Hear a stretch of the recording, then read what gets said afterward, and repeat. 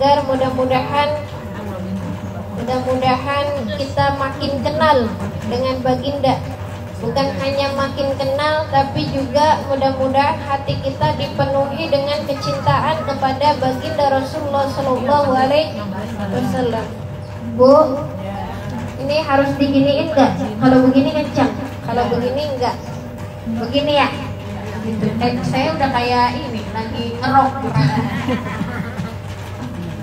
Jadi karena ini bulan Maulud, karena ini bulan Rabiul Awal, maka ngajinya kita banyak bahas tema tentang Maulid atau tema tentang baginda Rasulullah Sallallahu Alaihi Wasallam. Allahumma sholli wa sallim wa barik alaihi. Jadi mungkin sering ibu dengar Maulid. Maulid itu kan kelahiran siapa?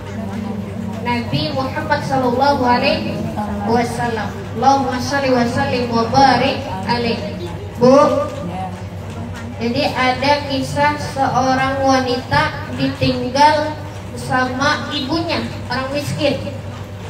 Ditinggal warisan sama ibunya 1 dinar. Kalau 1 dinar tuh di Oman kalau nggak salah 20.000 sampai dengan 30.000 rupiah.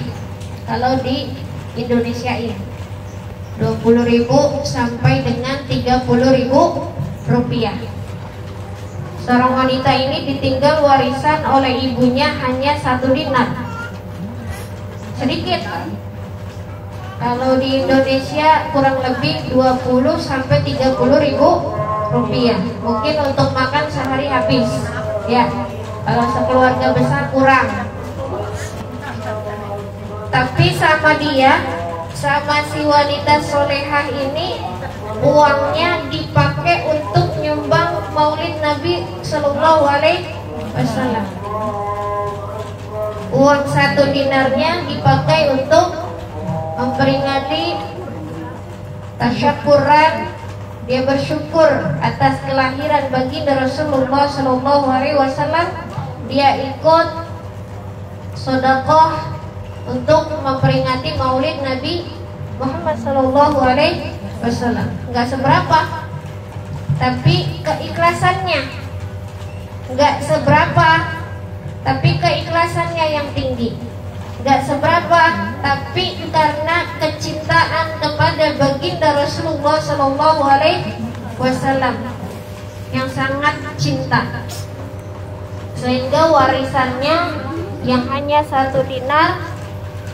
Gini ya, warisannya yang hanya 1 dinar dia pakai untuk Maulid Nabi Muhammad Sallallahu Alaihi Wasallam.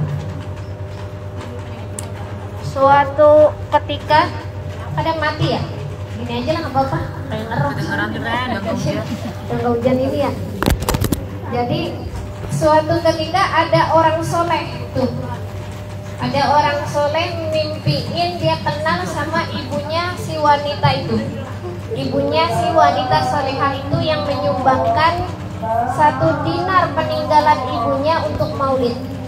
Dia mimpi ibunya bertemu dengan Rasulullah Sallallahu Alaihi Wasallam. Dipakaikan pakaian yang bagus, yang mewah, padahal dia orang miskin. Makanannya enak-enak, pokoknya dipenuhi dengan kenikmatan dan kasih sayang dari baginda Rasulullah Sallallahu Alaihi Wasallam. Ketika ditanyakan kenapa ibu seperti itu, ternyata sababiahnya dia punya anak solehah, warisannya walaupun sedikit ternyata dia pakai untuk memperingati, karena dia senang, karena dia cinta kepada baginda Rasulullah Shallallahu Alaihi Wasallam, dia pakai untuk itu. Akhirnya ibunya di alam kuburnya penuh dengan kenikmatan, bertemu dengan baginda Rasulullah Shallallahu Alaihi Wasallam, dikasih segala yang baik-baik, pakaikan baju yang baik-baik, Masya Allah. Jadi ini hikmahnya apa untuk kita? Rasulullah itu nggak peduli berapapun harta harta yang kita keluarkan. Rasulullah itu nggak peduli berapapun materi yang kita keluarkan, tapi Rasulullah itu sangat sayang dengan orang yang benar-benar mencintai baginda Rasulullah Shallallahu Alaihi Wasallam. Walaupun dia orang miskin, dia nggak punya apa-apa, dia cuma punya 20.000 sampai 30.000. Dan kalau kita mau nggak seberapa segitu ya Bu ya, dengan kenikmatan kubur ditemani oleh baginda Rasulullah Shallallahu Alaihi Wasallam, dengan didatangi Rasulullah Shallallahu Alaihi Wasallam. Ternyata 1 dinar itu mengundang kecintaannya, keridoannya baginda Rasulullah Shallallahu Alaihi Wasallam. Jadi hari ini kita banyak bahas tentang Maulid Nabi. Bu, kalau Nabi dulu memperingati Maulid dengan puasa.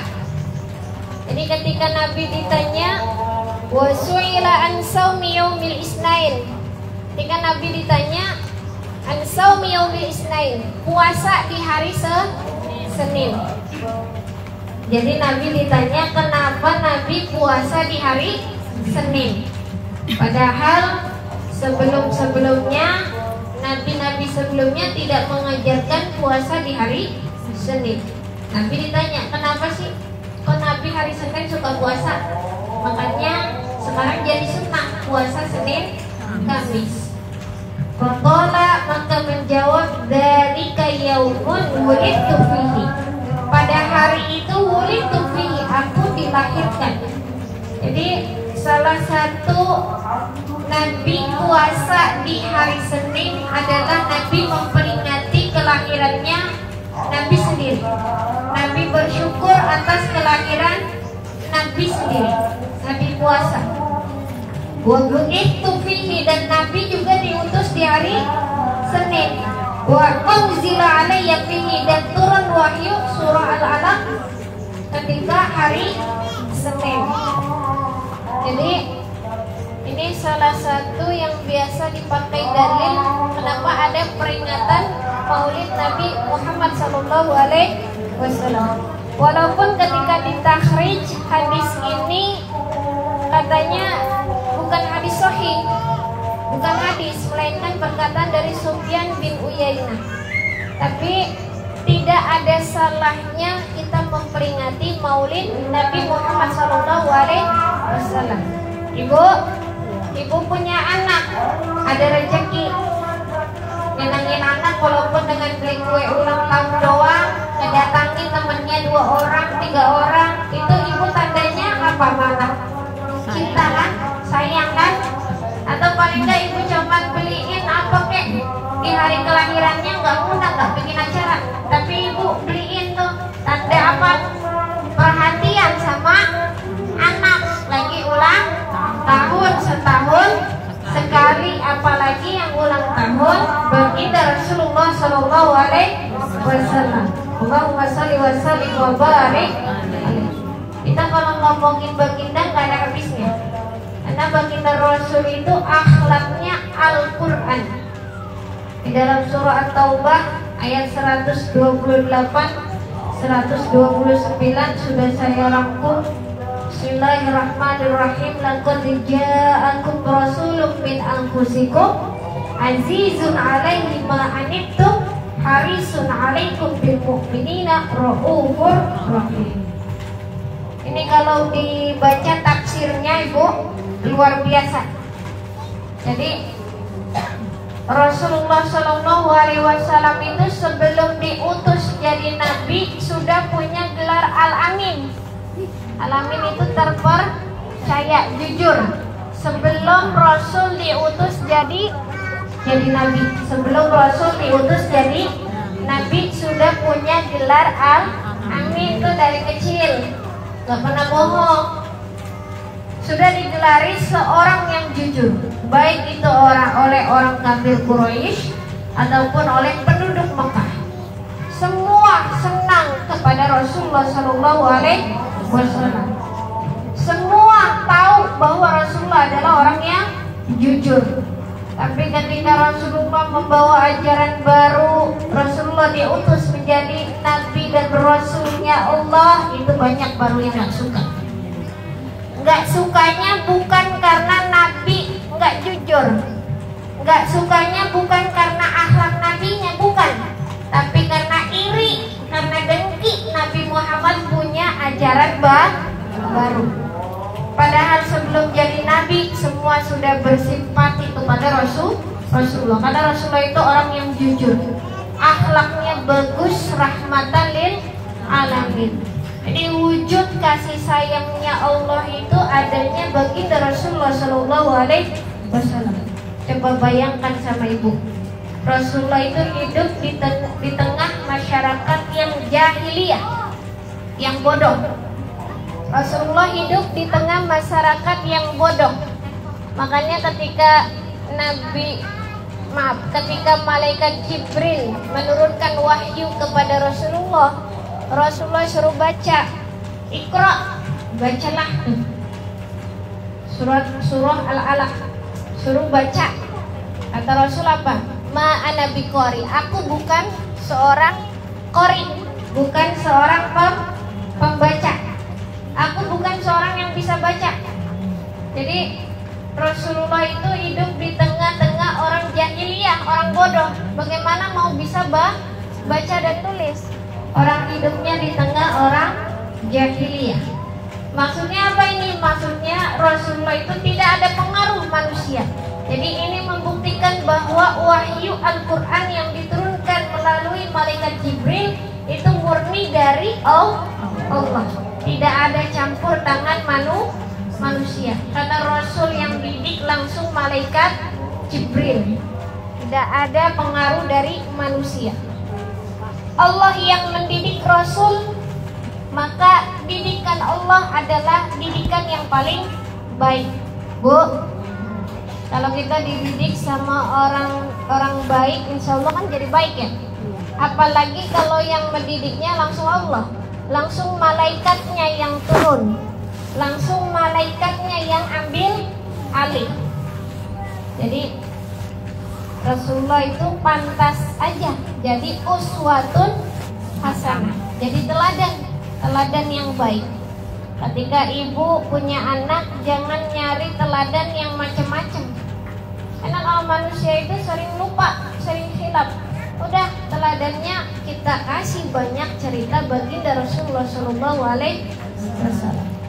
Jadi ana rahmah, aku itu rahmat.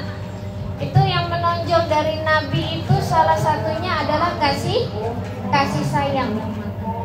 Nabi itu tidak pernah benci terhadap siapapun, baik itu yang menyakiti Nabi maupun yang tidak menyakiti Nabi. Maka banyak kasusnya ketika di Taif Nabi dilempari kotoran, dilempari batu, tapi Nabi benci gak? Enggak benci. Justru malah mendoakan agar negeri Taif ini menjadi negeri yang makmur. Makanya sekarang kalau ibu ke Mekah, ke Madinah, kalau mampir ke Taif, itu Taif itu salah satu negeri yang subur. Walaupun di Jazirah Arab, banyak buah-buahan yang tumbuh dari Taif. Itu sababiah doa dari Rasulullah. Pada Rasulullah di Taif itu dilempari kotoran. Jangankan Rasulullah, coba kita aja di sini kalau dilemparin kotoran gimana kira-kira? Marah. Teh, marah. Ada kotoran ayam dilemparin, sengaja lagi. Coba, emosi. Kotoran batu sampai berdarah, kira-kira gimana? Tapi Rasulullah marah nggak? Nggak marah. Itu rahmat, masya Allah, rahmatan lil alamin, kasih sayang bagi seluruh alam semesta. Luar biasa Rasulullah Shallallahu Alaihi Wasallam. Jadi Rasulullah itu juga ketika Isra Mi'raj, padahal Rasulullah udah naik ke atas. Seandainya Rasulullah nggak sayang sama umatnya, nggak sayang sama manusia, Rasulullah mau nggak turun lagi ke bawah? Bu, anda enak di atas, ada surga. Kan ketika Isra Mi'raj dari Masjidil Haram ke Masjidil Aqsa ke atas. Nah, ke Sidratul Muntaha itu ada surga di sini. Padahal kalau Rasulullah nggak mau balik bisa aja, boleh enakan di situ daripada disuruh dakwah Banyak orang kafir yang ingin membunuh Rasulullah, banyak orang benci, banyak orang yang ingin mencelakai Rasulullah, tapi Rasulullah dilindungi oleh Allah. Bahkan Rasulullah itu selalu dinaungi oleh awan. Bahkan Rasulullah itu banyak yang mencaci maki pamannya sendiri juga, sampai pamannya sendiri Abu Lahab juga sampai mencaci, bilang Rasulullah itu orang gila karena bawa ajaran Islam. Rasulullah dibilang orang gila. Padahal Abu Lahab itu ketika kelahiran Rasulullah tuh, Abu Lahab tuh senang. Ketika Rasulullah kecil juga Abu Lahab senang, karena Rasulullah itu seorang yang sangat jujur, seorang yang nurut. Ibu kalau ngelihat anak jujur, anak nurut, apa aja disuruh mau, anak ya pokoknya soleh-soleha banget lah, kira-kira gimana? Senang. Tapi karena Rasulullah bawa ajaran baru, itu banyak orang kafir Quraisy yang tidak senang. Bukan tidak senang karena akhlaknya Rasul, tapi karena ajaran barunya, karena Rasul tidak mengikuti nenek moyangnya menyembah berhala itu. Mereka merasa dihina oleh Rasulullah Shallallahu Alaihi Wasallam. Padahal Rasulullah tidak menghina. Nah ini Bu, jadi laqad ja'akum rasulun min anfusikum azizun 'alaihi ma anittum harisun 'alaikum bil mu'minina raufur rahim. Haris itu nanti, haris itu rahim, haris itu sesuatu yang sangat melekat dalam diri Rasulullah Shallallahu Alaihi Wasallam. Jadi Rasulullah itu nggak tega, nggak berdaya kalau melihat orang lain susah. Bahkan Rasulullah itu selalu menanyakan orang-orang, gimana umatku, apakah sudah makan, apakah ada umatku yang belum makan hari ini. Bahkan Rasulullah pernah sampai kurang lebih, kalau nggak salah itu 2 minggu atau berhari-hari Rasulullah di rumahnya nggak pernah masak tuh istrinya, cuman minum air putih doang. Ketika sholat, sahabatnya ngedengar perutnya Rasul bunyi krok krok krok krok gitu. Ternyata Rasulullah nggak makan. Ditanya sama istrinya di rumah, para sahabat nanya, ada makanan nggak di rumah Rasul? Kami sudah beberapa hari ini, kurang lebih kalau nggak salah 2 minggu sampai 1 bulan tidak pernah ada api yang menyala di rumah kami. Kami hanya minum air putih saja dan makan kurma yang ada. Kalau kurma kan awet kan, kurma paling sebiji 2 biji tuh yang ada dimakan. Kalau kita sekarang, pemimpin kita ngenyangin perut dulu, rakyat belakangan. Kalau Rasulullah umatnya dulu, Rasul belakangan. Umatnya ada yang susah nggak nih? Kalau ada yang susah, umatnya dulu kasih. Kalau di rumah belakangan, istri-istrinya belakangan, umatnya dulu. Sekarang kita kehabisan tuh pemimpin kayak gitu Bu, susah. Malah pemimpin banyak yang ngenyangin perutnya dulu. Bukan hanya ngenyangin perut, kalau ngenyangin perut mah murah, tapi kadang-kadang ada gaya hidupnya, mobilnya berapa juta, jalan-jalannya kemana, padahal itu rakyatnya masih banyak yang nggak bisa makan.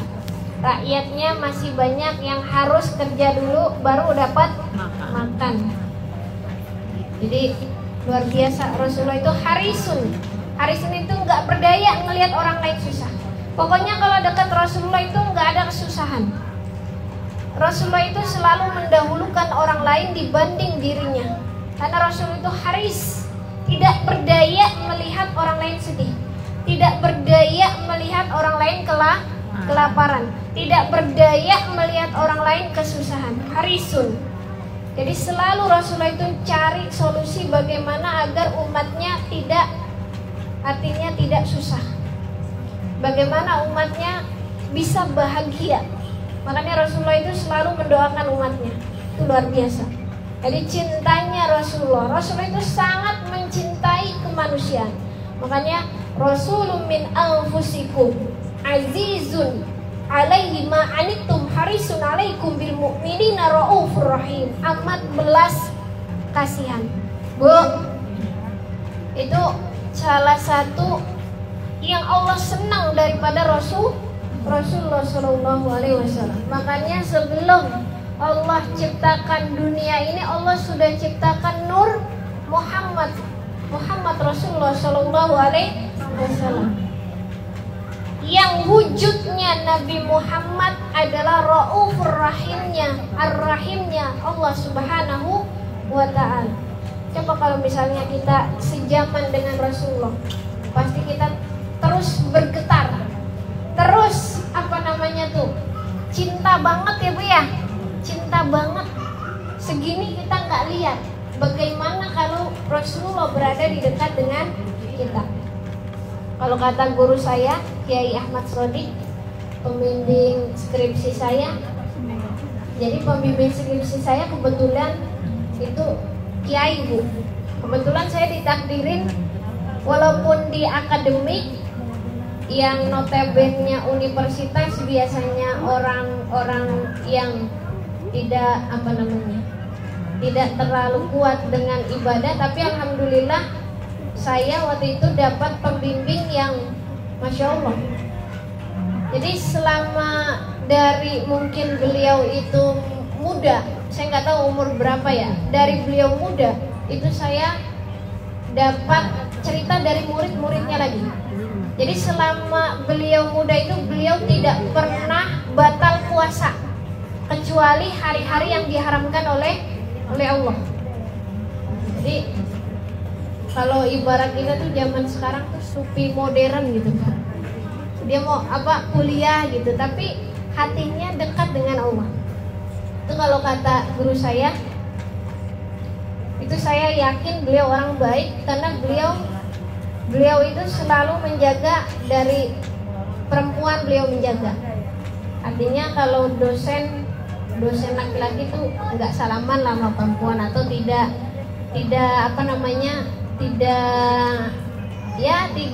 terlalu berkhulwat atau menjaga.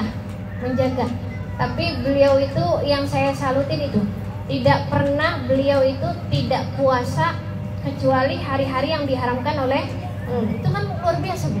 Kita puasa Senin Kamis saja susah, apalagi puasa terus. Kalau Nabi Daud puasanya paling bagus tuh, selang-seling kata Allah kan. Senin puasa, Selasa enggak puasa, Rabu puasa, Kamis. Nah kalau kita belum kuat kayak gitu, kita belum kuat. Kalau dosen saya ini orang khusus, jadi beda. Orang khusus beliau beda. Jadi kalau kita nggak usah ngikutin, terlalu berat riadohnya. Beliau punya mursyid. Beliau bilang saya nggak pernah ngasih amalan orang bertemu dengan Rasulullah Shallallahu Alaihi Wasallam. Bu, kalau kita kan ngejar amalan bagaimana bisa bertemu dengan Rasul. Kalau beliau bilang saya nggak pernah ngasih amalan bagaimana bertemu dengan Rasulullah Shallallahu Alaihi Wasallam. Kenapa? Kata beliau. Karena kalau Rasulnya nggak mau ketemu, kita paksa ketemu, malu, nggak pantas. Jadi kalau mau ketemu Rasul, nggak usah manggil-manggil lah. Kita bersihkan dulu hati kita yang baik. Kita contoh dulu teladan Rasulullah yang baik. Kita pantaskan diri kita dulu untuk bertemu dengan Rasul. Nanti Rasulullah yang hadir sendiri tanpa diundang. Jadi coba Bu, Ibu kalau maksa presiden datang ke rumah Ibu, padahal presidennya nggak mau, kira-kira buang muka nggak tuh? Kira-kira asem nggak mukanya? Kalau Ibu maksa, nih orang tua nggak mau ke rumah Ibu maksa, suruh datang, kira-kira asem nggak?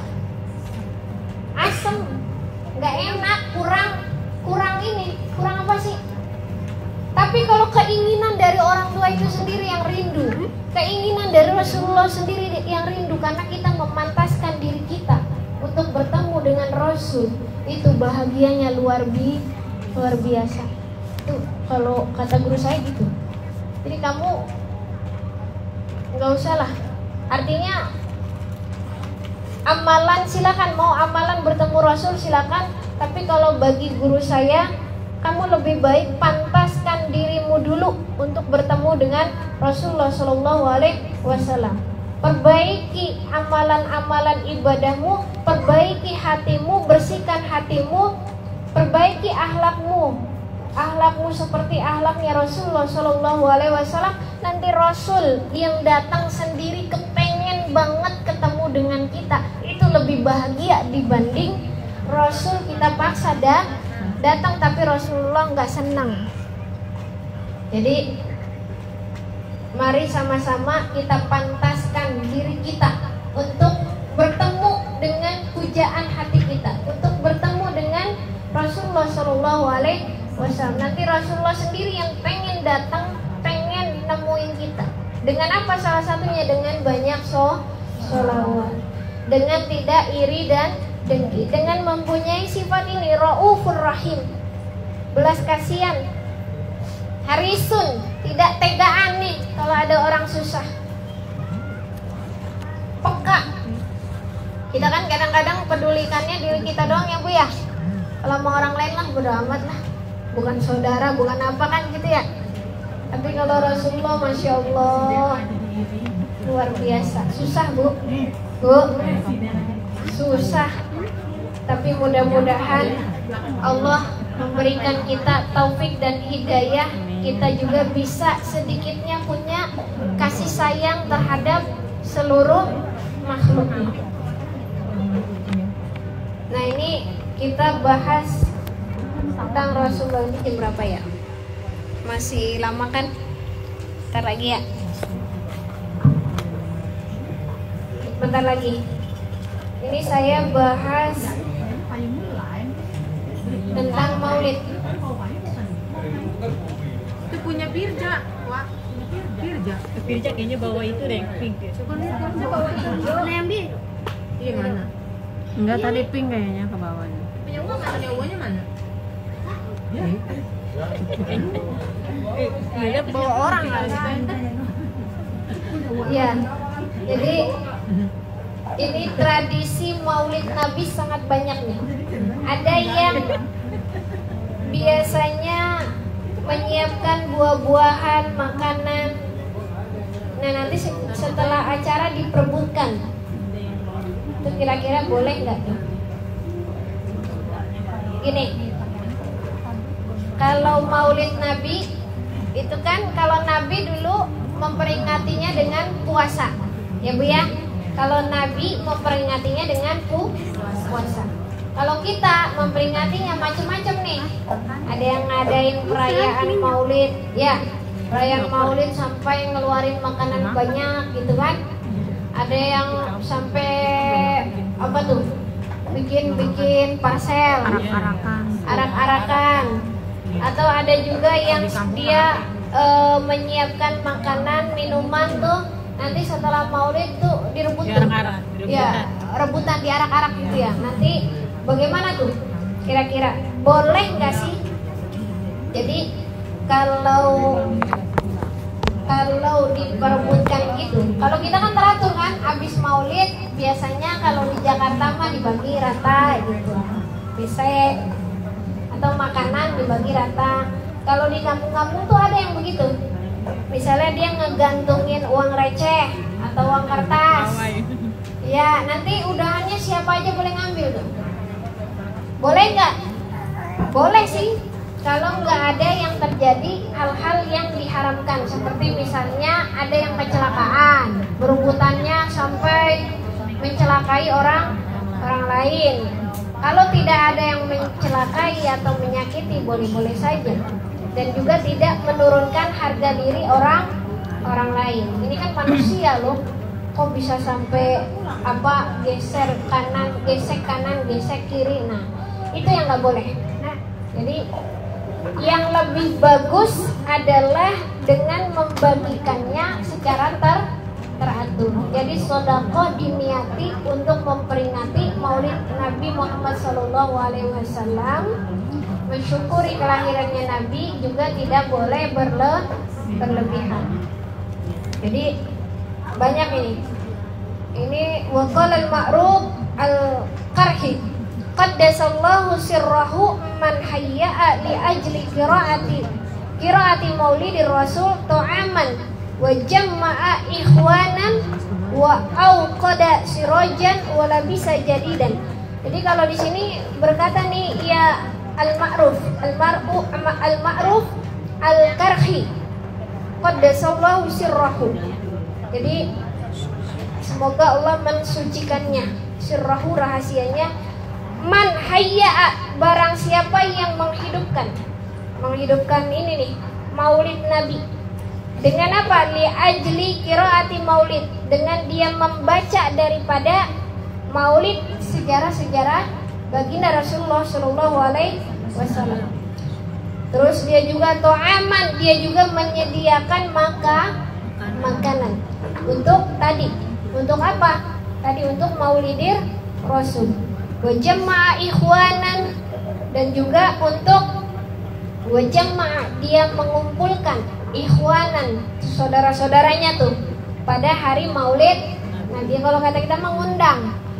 Jadi pada acara maulid Nabi, ibu menghidupkan maulid Nabi nih dengan membaca maulid Nabi. Ibu ngundang kepada saudara-saudara ibu. Wa uqada sirajan wa labisa jadidan. Jadi wa auqada sirajan, dan sungguh sirajan menyalakan tuh lampu.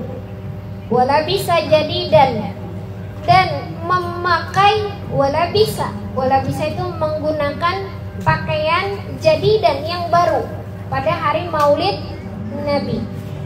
Wa ta'attara wa tajammala wa ta'ziman li maulidi. Jadi dia ngapain tuh? Pakai pakaian baru, wa ta'attara, dia pakai parfum, wa tajammala, dia mempercantik diri di hari kelahiran Rasulullah Shallallahu Alaihi Wasallam, ta'ziman li maulidihi. Untuk apa? Untuk penghormatan kelahiran Nabi, bagi kelahiran Nabi. Hasyarahullahu ta'ala yaumal qiyamah ma'al firqah al-ula minan nabiyyin. Maka Allah akan hasyarahullahu ta'ala, Allah akan mengumpulkan hasyarahullahu ta'ala, Allah akan mengumpulkan yaumal qiyamah, pada hari kiamat, ma'al firqatil ula, daripada kelompok-kelompok yang utama, minan nabiyyin, daripada para nabi. Jadi kalau ibu pada acara maulid atau pada hari bulan kelahiran Rasul, ibu ngadain tuh, ngundang saudara-saudara untuk memperingati hari kelahiran Nabi, pakai baju yang bagus atau yang baru, pakai parfum, pakai baju yang terbaik, ibu dandan semuanya itu karena untuk memberikan takzim kepada maulid Nabi. Maka Allah akan mengumpulkan ibu di hari kiamat, dikelompokkan kepada kelompok-kelompok yang utama, yaitu bersama dengan para nabi, insya Allah. Jadi kenapa ada maulid Nabi gitu kan? Ini menurut Hasyiah I'anatul Thalibin. Di sini orang yang mengadakan maulid Nabi karena dia takziman li maulidi, karena dia menghormati, karena dia cinta, karena dia takzim kepada maulid Nabi, kepada kelahiran Nabi, dia senang kelahiran Nabi, maka insya Allah hasyarahullahu ta'ala yaumal qiyamah ma'al firqah al-ula minan nabiyyin. Allah akan kumpulkan kita di hari kiamat di antara orang-orang, kelompok-kelompok yang utama, yaitu dari para nabi-nabi Allah. Wallahu alam bisawab. Kurangnya saya mohon maaf. Assalamualaikum warahmatullahi wabarakatuh.